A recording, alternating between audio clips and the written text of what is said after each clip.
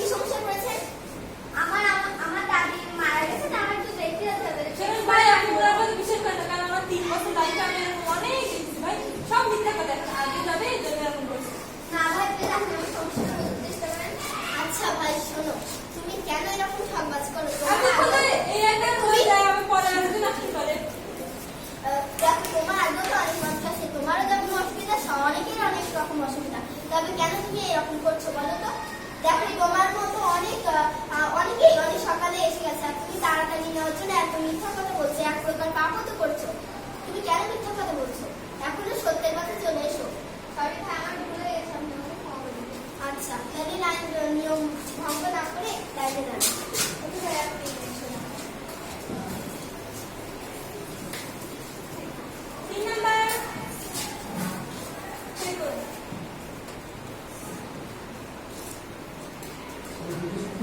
4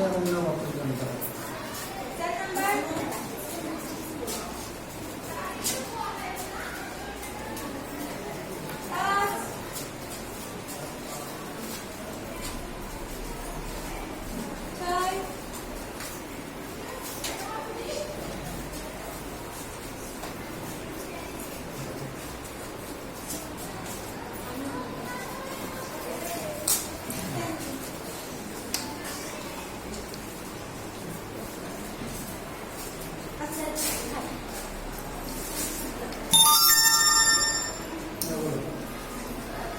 আমরা সবাই হয়তো জানি যে আমরা বাস স্ট্যান্ডে অনেকে এরকম মিথ্যা কথা বলে এবং অনেক ধরনের খারাপ কাজ করি, কিন্তু এটা করা আমাদের উচিত না। অনেকের অনেক রকম সমস্যা থাকে, অনেকের হয়তো মিথ্যা কথা বলে, কখনো কখনো সেটা সত্যি হয়ে যায়।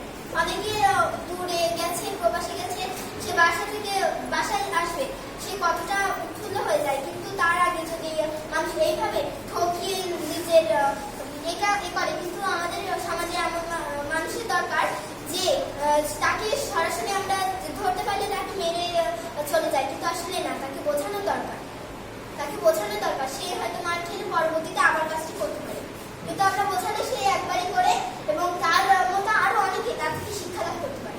সেজন্য আমরা কখনো কাউকে ওইভাবে অত্যাচার করবো না, আমরা ভালোভাবে বোঝাবো এবং না বুঝলে অভিযোগ করবো। আচ্ছা, এই সেশনটা কি ছিল?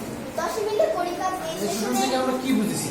এই সেশন থেকে বুঝতে পারলাম অনেক কিছু। যে নাটকের মাধ্যমে